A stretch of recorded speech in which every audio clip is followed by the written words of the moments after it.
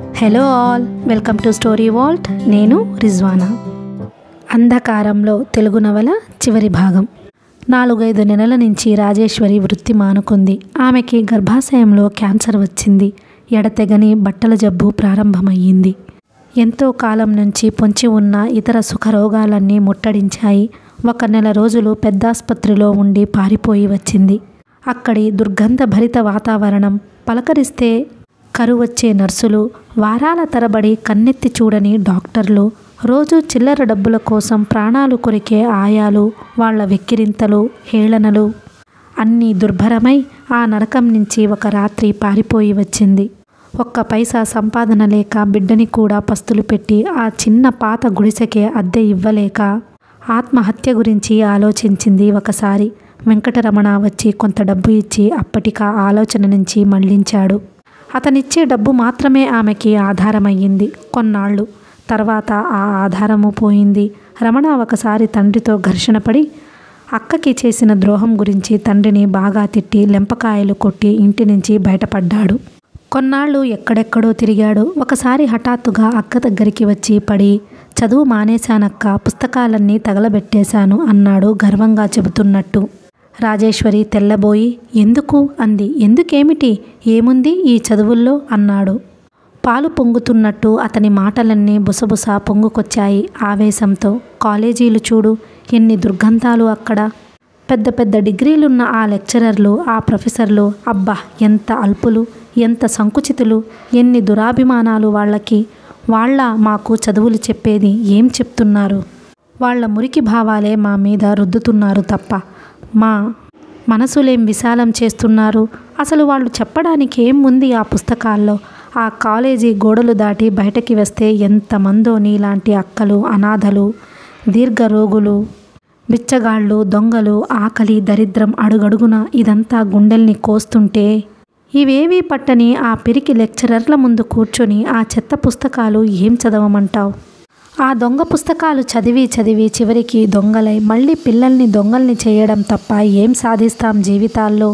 నీకు తెలియదక్క, ఏమీ లేదు ఆ పుస్తకాల్లో, ఆ డిగ్రీల్లో. పిల్లలంతా ఆ కాలేజీల్లో చేరి ఎన్నో వింత భావాలు, డబ్బు ఆశ పెంచుకొని ఏ చిన్న ఆదర్శమైనా ఉంటే దాన్ని అక్కడే వదిలించుకొని పతనమై బయటపడతారు. తర్వాత లంచాలు గుంజి డబ్బు దోచుకునే ఉపాయాలు. జీవిత లక్ష్యమంతా డబ్బు ఒక్కటే. నాకీ చదువుల మీద విశ్వాసం పోయిందక్క అన్నాడు. రాజేశ్వరికి తమ్ముడి మాటలు ఒక్కటి అర్థం కాలేదు. చదువుకోకపోతే ఎలా బాబు, మరేం చేస్తావు అంది ఆందోళన పడుతూ. రమణ నిర్మలంగా చూస్తూ, మానవులందరి కష్టాలు తీర్చే రాజ్యం వస్తుందక్క. ఇప్పుడు మనం చూసే దుర్భర దృశ్యాలేవి అప్పుడు ఉండవు. ఆకలి, పేదరికం, వ్యభిచారం, దొంగతనం అన్నీ మాయమవుతాయి. మన దేశంలో అలా జరిగితే ఎంత బాగుంటుందక్క అన్నాడు. బాగుంటుందేమో అని నిట్టూర్చింది రాజేశ్వరి. ఎంతో బాగుంటుందక్క, కానీ మనమంతా ప్రాణాలు ఇవ్వగలిగేంత త్యాగాలు చేయాలి. నిప్పుల్లో ఉరకాలి, నీళ్లల్లో మునగాలి, తుపాకులకెదురు నడవాలి, ఉరికంబాలు వెళ్లాడాలి. అప్పటికి ఎంత కాలానికో, ఎన్ని దీర్ఘ సంవత్సరాలకో. రాజేశ్వరి భీతిగా చూస్తూ, అయితే నువ్విప్పుడేం చేస్తావు అంది. విప్లవంలో ఉరికి మా లీడర్స్ చెప్పినట్టు చేస్తాను అన్నాడు రమణ ఉత్సాహంగా. రాజేశ్వరి ఏదో ఆపదని నివారించాలనే తపనతో చెప్పింది. అదంతా నీకెందుకు బాబు, నిండా 20 ఏళ్ళు లేనివాడివి, సుఖంగా 100 ఏళ్ళు బతకాల్సిన వాడివి. నువ్వేం సాధించగలవు? అదంతా పెద్దవాళ్ళు చూసుకుంటారు. నీకు తెలియదక్క, పెద్దవాళ్ళకివన్నీ పట్టవు. మీసాలు బొజ్జలు పెంచుకొని, మేడలు మిద్దెలు కట్టుకొని, మిల్లుల్లో ఫ్యాక్టరీల్లో నడుపుకుంటూ నిర్విచారంగా 100 ఏళ్ళు బతుకుతారు. మన ఆయుష్లు, మన సుఖశాంతులు, మన రక్త మాంసాలు అన్నీ వాళ్లే దోచుకుంటారు. ఇంకా మనకి చోటెక్కడా? బందీఖానాలో, శ్మశానంలో తప్ప. తొందరపడకు తమ్ముడు అంది రాజేశ్వరి దీనంగా. నన్నాపకక్క, నాకెంతో తొందరగా ఉంది. మానవ విలువల్ని రక్షించే ఉద్యమంలో, ఆ విప్లవాగ్నిలో ఒక చిన్న సమిధనై క్షణకాలం వెలుగుదామని ఆరాటంగా ఉంది. నాలాంటి వేలాది లక్షలాది సోదరులు ఆ అగ్నిని ఆరనివ్వకుండా కాంతివంతం చేస్తుంటారక్క. రమణ ముఖమంతా వింత కాంతి. అతని నిర్మల నయనాల్లో ప్రతిఫలించే సాహస గాంభీర్యాలు, అతని ఊహలలోకపు సుందర వర్ణనలు రాజేశ్వరిని మూగదాన్ని చేశాయి. నువ్వు కూడా లేకపోతే నాకు ఎలా గడుస్తుంది తమ్ముడు అనలేదామె. తమ్ముడు ఉత్సాహంతో చెప్తున్న మాటలన్నీ వింటూ మూగదైపోయింది. రమణ వెళ్ళిపోయాడు. జీవితాలు సుదీర్ఘాలు అయినా ఇప్పటికీ తారసపడ్డ అనేక మంది వ్యక్తులు జీవితాలలో చరమ దశలకు చేరారు. ఆరోగ్యాన్ని, పరిశుభ్రాన్ని ప్రేమిస్తానని చెప్పుకునే శేషగిరి, ఆ పల్లెసీమ యువకుడు, సవాయి జబ్బుతో అకాల వృద్ధాప్యానికి, అకాల మరణానికి పాత్రుడయ్యాడు. అతని మరణానికి 4 నెలల ముందు అతని భార్య ఒక అందవికారపు ఆడపిల్లని కన్నది. ఒంటి నిండా పెద్ద పెద్ద మచ్చలతో, అతుక్కుపోయిన ముక్కుతో, జబ్బు లక్షణాలతో ఆ పిల్ల భయంకరంగా పుట్టింది. ఎవరికన్నా ఇచ్చేయి, లేకపోతే ఎక్కడన్నా పారేయ్ అన్నాడు తండ్రి. ఎవరికివ్వను, ఎక్కడ పారేయను, దేవుడా నువ్వే తీసుకుపోనాయనా అని ఏడ్చింది తల్లి. ఆమె మొర ఏ దేవుడు విన్నాడో గాని ఆ జబ్బు మచ్చల పిల్లని, అలాంటి పిల్లల్ని సృష్టించే తండ్రిని కూడా తీసుకుపోయాడు. ఆ భార్య చిన్న వయసులోనే వైధవ్యం పొంది భర్తకి పరలోక సౌఖ్యాల కోసం ఏటేటా తద్దినాలు పెడుతూ తనని కూడా ఆ సావాయి జబ్బు భర్త దగ్గరికి త్వరగా చేర్చమని దేవుళ్ళని ప్రార్థిస్తూ కాలం గడుపుతోంది. జ్ఞానాపురం మాణిక్యాంబకి పక్షవాతం వచ్చింది. వృత్తి మానేసింది. ఆమె దగ్గుల మామగారు, కోడలు వృత్తి మానుకున్న ఘోరం చూడలేక మందులకు, చిరుతిళ్లకు మొహం వాచి విరక్తిపడి బతకడం మానుకున్నాడు. మాణిక్యాంబ మొగుడు వీధి ఎదురుగా చిన్న కిళ్ళీ బడ్డి పెట్టి దాని వెనక చిన్న రకం లాడ్జి నడుపుతూ కొంత ప్రయోజకుడయ్యాడు. మాణిక్యాంబ ఏళ్ల తరబడి పిల్లలతో చాకిరీ చేయించుకుంటూ కాలక్షేపానికి వాళ్ళని తిడుతూ మూలుగుతూ మంచమే స్వర్గంగా కాలం గడుపుతుంది. మిస్ సరోజని లాయర్ ప్రాక్టీస్ మానుకుని ఒక ప్రియుడి ద్వారా సినిమా ఫీల్డ్లోకి వెళ్ళింది. ఆమె అందం నిర్మాతల్ని, దర్శకుల్ని వెర్రెత్తిచ్చింది. 5-6 పిక్చర్లలో వెంటనే పాత్రలు దొరికాయి. ఆమె అందం ప్రేక్షకుల పొగడ్తలు కూడా అందుకుంది. ఆమె ఇంకా కొంతకాలం వరకు సినిమా ఫీల్డ్లో నిలిచే లక్షణాలు కనిపిస్తున్నాయి.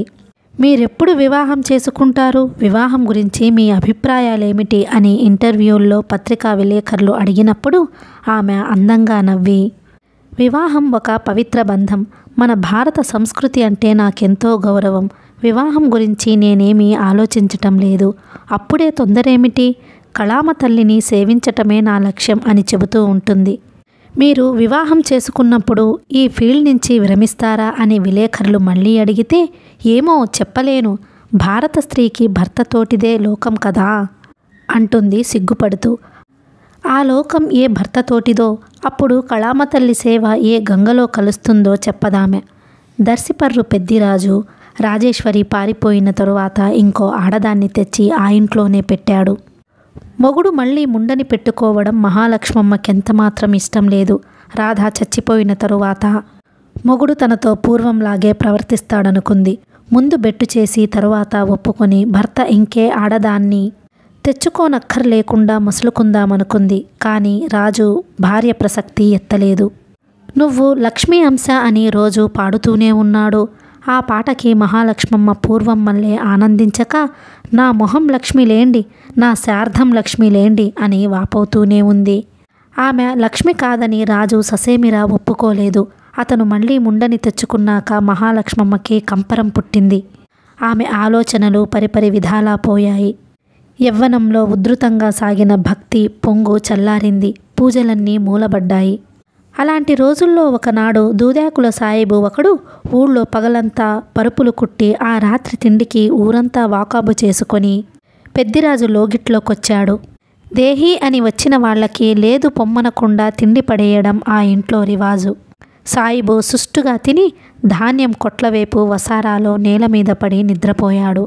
ఆ అర్ధరాత్రి 40 ఏళ్లు దాటిన మహాలక్ష్మమ్మ మహాసాహసంతో తెగించి చక్కగా తలదువ్వుకొని బొట్టు పెట్టుకొని వంగపండు రంగు జరీచీర కట్టుకొని కాళ్ల అందెలు మట్టెలు మోగిస్తూ నిర్భయంగా చిన్న దీపం పట్టుకొని సాయిబు పడుకున్న వసారాలోకి వెళ్ళింది రతీదేవిలాగా.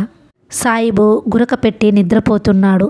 అతను చింపిరి జుట్టు నిండా, గడ్డం నిండా, గళ్ళ లుంగీ నిండా, చారల బనీను నిండా ఏకిన దూది పింజలో అంటుకొని బూచిలాగా ఉన్నాడు. అతని శరీర సౌష్ఠవము, లేత కాంతితో నిగనిగలాడే అతని ఒంటి రంగు ఆమెని పరవశింపజేశాయి. దీపం తగ్గించి గడపచాటున పెట్టి మహాలక్ష్మమ్మ నవ్వుమొహంతో సాయిబు పక్కలో కూర్చొని అతని చెమట వాసనను తగిలి ఉద్రేకపడి అతని చుట్టూ గాజుల చేతులు చుట్టి మహావేశంతో కావలించుకుంది. ఆ ఇల్లాలి ఘోర పాతివ్రత్యము భక్తి పారవస్యము ఎరగని ఆ అదృష్టవంతుడు నిద్రమత్తులో దొరికిన పెన్నిధిని జారిపోనివ్వక ఆమెని సుఖపెట్టి తను సుఖపడ్డాడు. తొలికోడి కూసే వరకు ఆమె సాయిబు కౌగిట్లో స్వర్గ సుఖాలలో తేలింది. ఆమె సాయిబుని వృద్ధకంఠంతో, సాయిబు, పెనిమిటి కట్టుకున్న భార్యతో కాపురం చేస్తే తప్ప అని అడిగింది. సాయిబు తెల్లబోయి, హేమీ తప్పు? ఆకలి అయితే అన్నము తినము, తప్పు అయితే షాదీ ఎందుకు అన్నాడు. మహాలక్ష్మమ్మ శాంతంగా విచారపడుతూ, ఈ ఒక్క ముక్క మా ఆయన చెప్పడు కాదేం సాయిబు అంది. మా దొడ్డదొరమల్లే ఉన్నాడు నీ భర్త అని సాయిబు విసుక్కున్నాడు. ఈ విషయం ఎవ్వరికీ చెప్పకూడదు అని ఒట్టు వేయించుకుందామె సాయిబుతో. తర్వాత వేలి ఉంగరం ఒకటి తీసి ఇచ్చింది.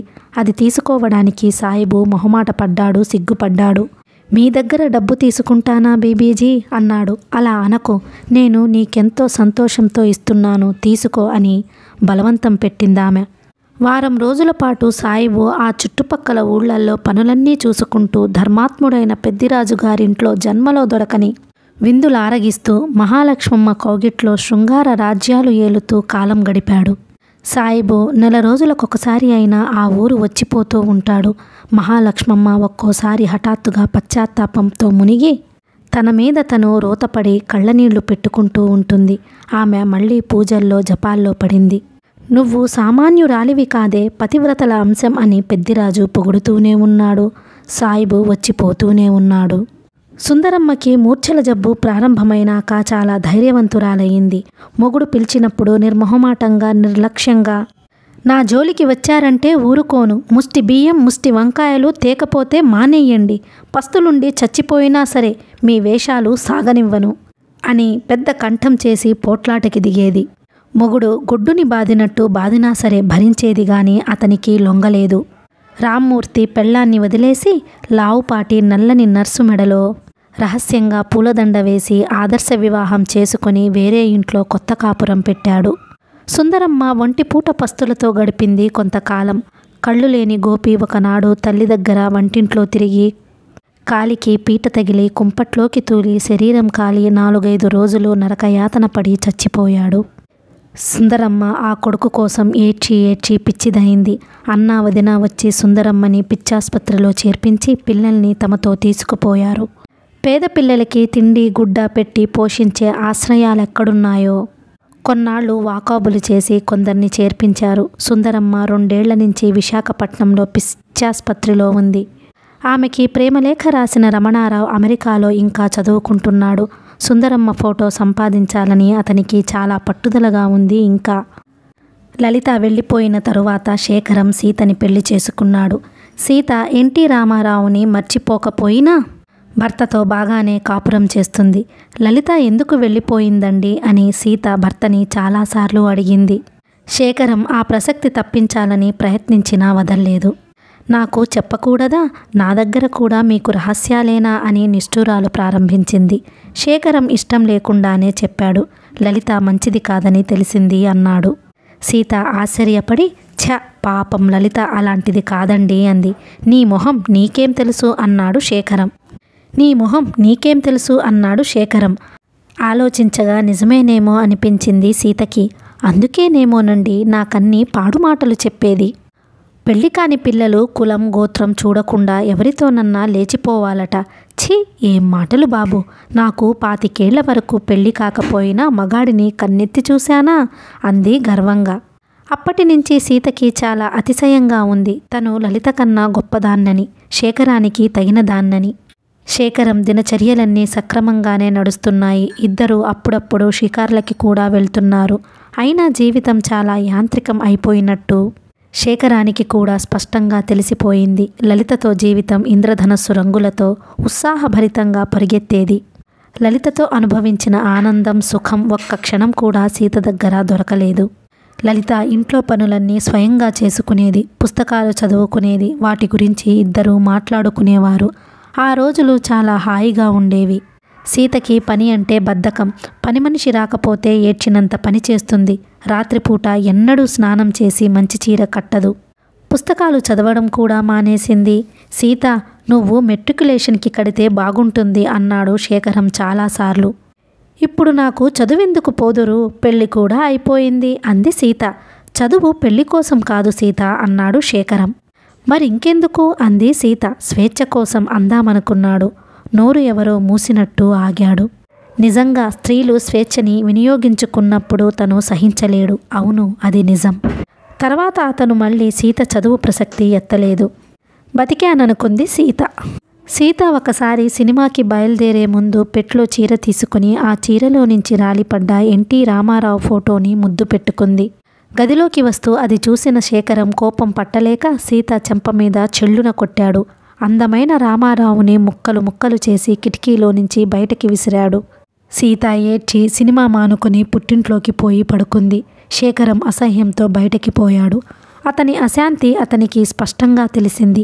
సీత సినిమా హీరోల్ని, రోడ్డు మీద పోయే మగాళ్ళని కూడా అంత వెర్రిగా ఎందుకు చూస్తుందో అర్థం కాదతనికి. ఆ చూడటంలో నిర్మలత్వం ఉండదు. వంకర నవ్వులు, వికిలితనం, చీటికి మాటికి పమిట సర్దుకోవడం.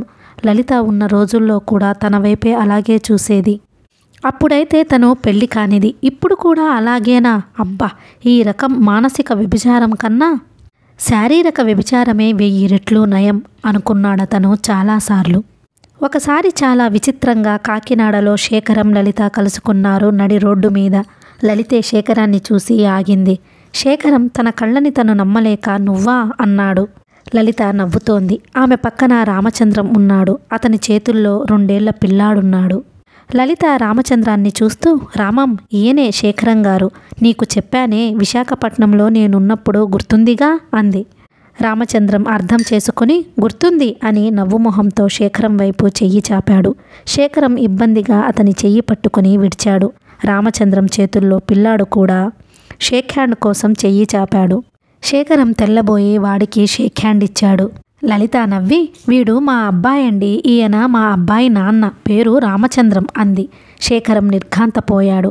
లలిత మళ్ళీ పెళ్లి చేసుకుందా? ఇక మీ గురించి చెప్పండి, ఏమిటి విశేషాలు అంది లలిత నవ్వుతూనే.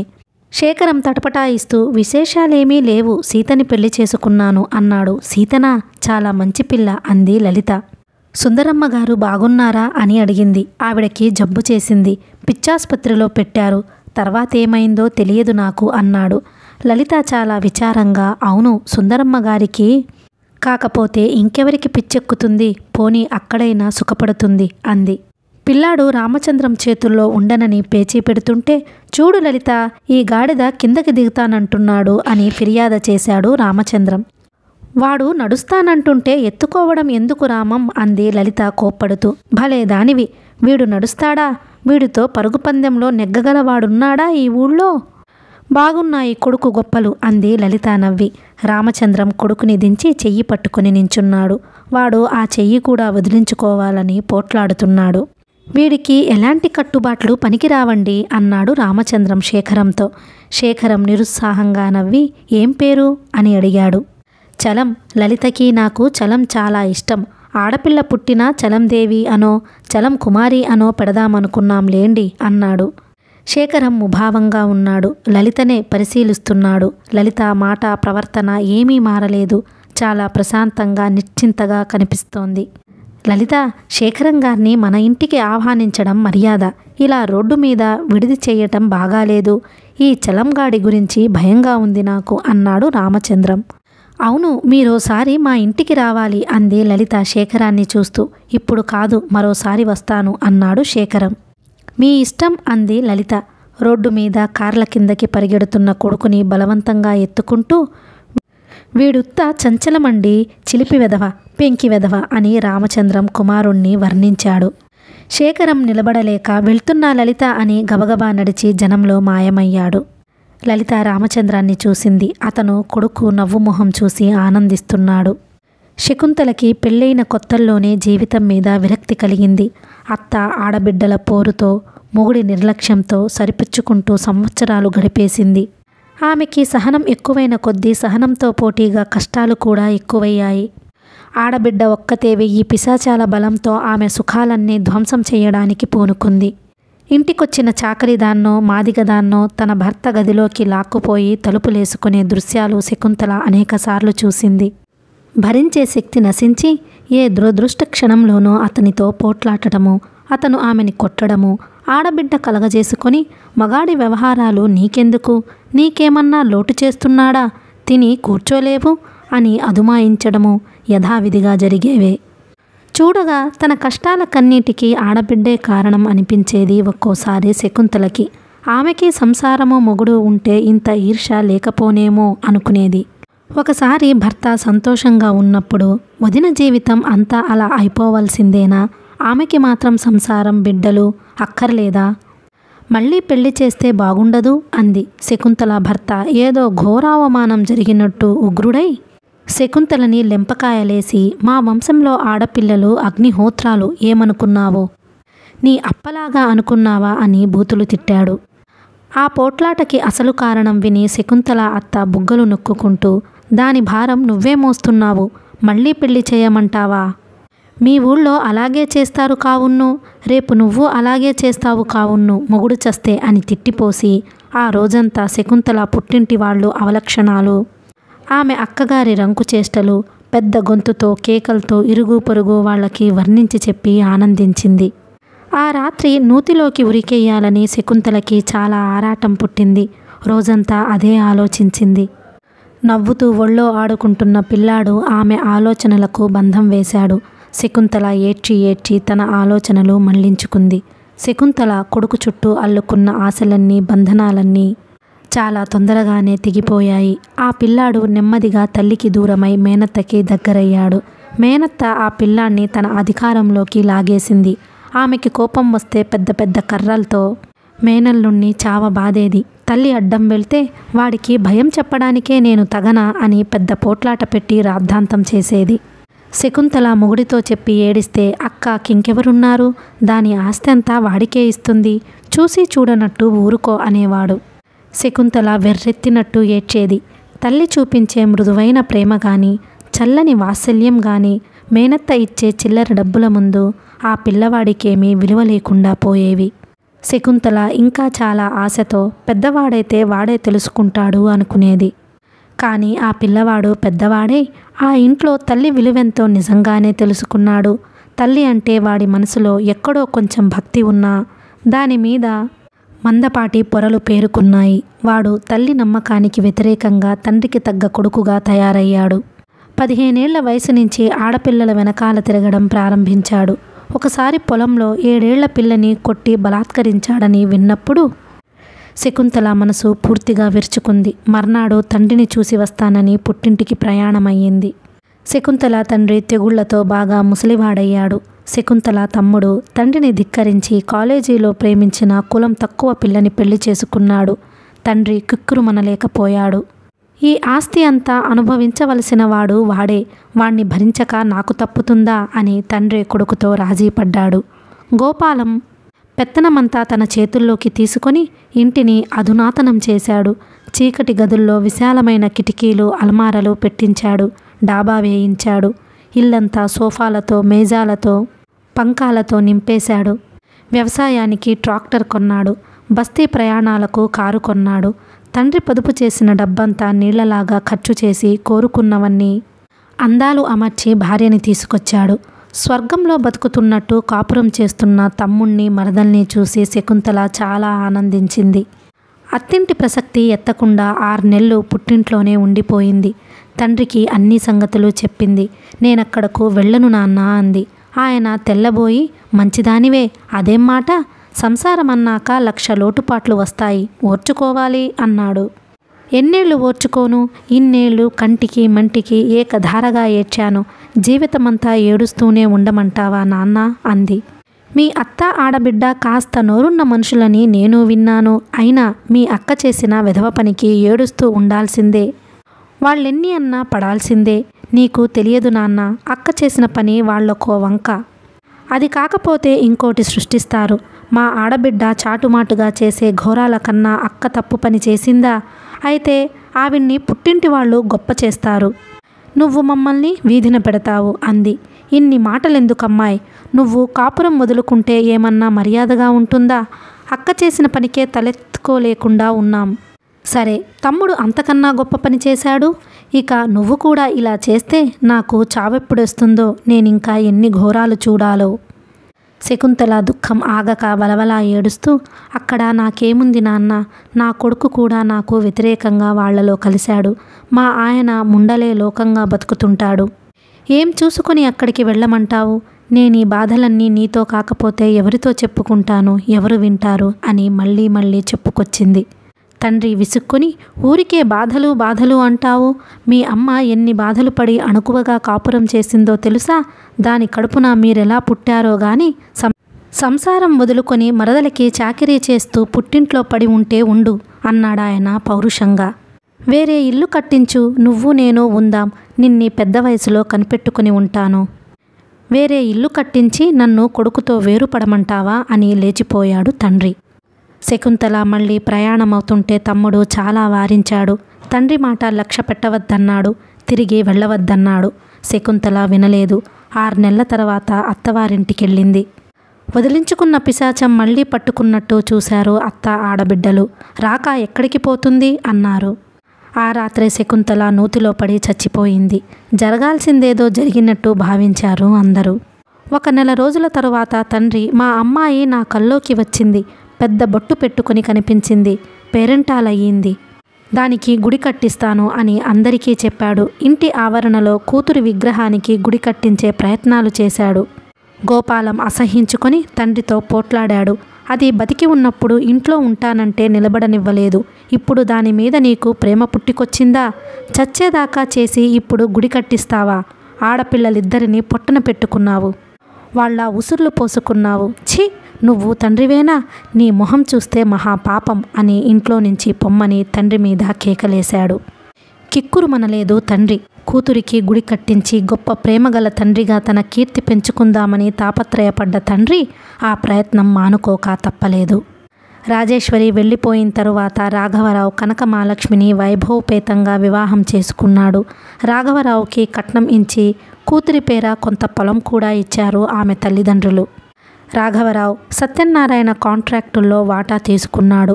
2 ఏళ్లలో రాఘవరావు స్థితిగతులు అద్భుతంగా మారాయి. రెట్టింపు లాభాలు గడించాడు. మంచి ఇంట్లోకి మారాడు. స్కూటర్ కొన్నాడు. ఎప్పుడు టెర్లిన్ బట్టలతోటే కనిపిస్తున్నాడు. కనకమహాలక్ష్మి పాత ప్రియుణ్ణి మర్చిపోలేదు. సత్యనారాయణ కూడా చాలా తేలిగ్గా ఆమె ప్రేమ సంపాదించగలిగాడు. రాఘవరావు భార్యతో తరచూ స్కూటర్ మీద సినిమాలకి పోతూ ఉంటాడు. ఆనాడు భారత స్వాతంత్ర పర్వదినం. స్వేచ్ఛా భారతి 24 ఏళ్ల జీవితం గడిపి 25వ సంవత్సరంలో అడుగుపెట్టింది. స్వాతంత్రం దేశంలో ప్రజలందరికీ రాలేదు, ధనికులకు, మంత్రులకు, పోలీసులకు తప్ప. స్వాతంత్ర దేశాన్ని గురించి ప్రజల ఆశలన్నీ నిరాశలయ్యాయి. పంచవర్ష ప్రణాళికలు ఎన్ని ముగుస్తున్నా, దేశ ప్రగతి ఉజ్వలంగా కాగితాల మీద వెలుగుతున్నా, సామాన్యులు అనుభవించే, సుఖించే మార్పు ఏదీ జరగలేదు. ఆ స్వాతంత్ర పర్వదినాన మంత్రులంతా ఎక్కడో అక్కడ సందు దొరికించుకొని ఉపన్యాసాలిస్తున్నారు. ఇది అమరవీరుల త్యాగధనంతో సంపాదించుకున్న వీర భారతం అన్నారు. ఇది పవిత్ర సత్యాహింసలతో గెలుచుకున్న స్వతంత్ర భారతం అన్నారు. వెనకటి రాజకీయ ఘట్టాల్ని లేని ఉత్సాహాలు నటిస్తూ వర్ణించారు. రోజంతా జెండా వందనాలు, సైనిక విన్యాసాలు, మీటింగులు, ఊరేగింపులు యథాప్రకారంగా రివాజుగా జరిగాయి. స్వతంత్ర భారత్కి జై, మహాత్మా గాంధీకి జై, ఇందిరాగాంధీకి జై నినాదాలు మరో లోకం పిలుపుల్లా, కలల్లో కేకల్లా అస్పష్టంగా వినిపిస్తున్నాయి రాజేశ్వరికి. ఆమెకి చాలా కాలం నుంచి లౌకిక జ్ఞానం నశించింది. కొన్ని రోజుల నుంచి శరీర జ్ఞానం కూడా నశించింది. ఆ రోజంతా ఆమె ఆ చింకి చేప ముక్క మీద తల పెట్టుకొని చెమ్మ నేల మీద పడుకొని ఉంది. ఆ రోజే కాదు, చాలా కాలం నుంచి అలాగే పడుకొని ఉంది.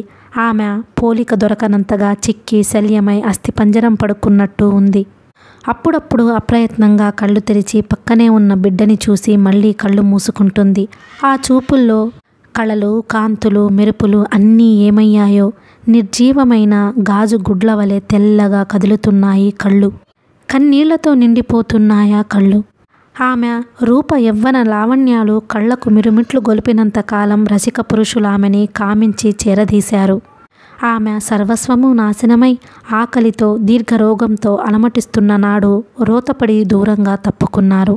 ఆమెను చూసి ఏ సహృదయమో స్పందించినా ఆమెకి నాడు ఒరిగేదేమీ లేదు.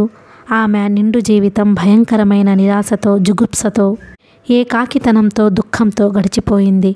రాజేశ్వరికి కన్న బిడ్డ మీద అపారమైన వాత్సల్యం తప్ప మరణ భయం లేదు.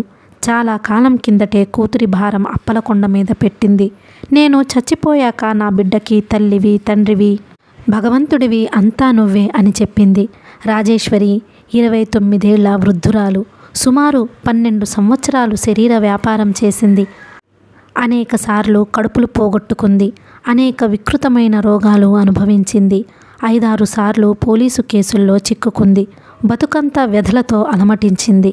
చివరి కానాడు విముక్తి దొరికే ఆఖరునాడు ఆమెకు స్పృహ లేదు.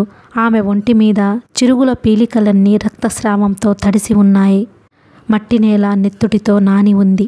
ఆ చీకటి గుడిసె నీచు వాసనలతో నిండి ఉంది. రాజేశ్వరి పక్కనే ఆమె కూతురు 4 ఏళ్ల రాధ నిద్రపోతోంది. ఆ చీకటి రాత్రి రక్తస్రావం అధికమై నిశ్శబ్ద వాతావరణాన్ని చీల్చే మూలుగుతో అస్పష్టమైన మరణ వేదన అనుభవిస్తూ రాజేశ్వరి ఎప్పుడో కన్నుమూసింది. కానీ ఆమె వారసురాలు ఆ అంధకారంలో చిన్న రాజేశ్వరి జీవించే ఉంది. చిన్న రాధ జీవించే ఉంది. రాజేశ్వరి వారసురాలు అప్పలకొండ చేతుల్లో పెరగబోయే చిన్న రాజేశ్వరి, చిన్న రాధ ఆ అంధకారంలో అయిపోయింది. శ్రోతలకు అంధకారంలో నవల నచ్చినట్లయితే please like, share and subscribe the channel. Thank you.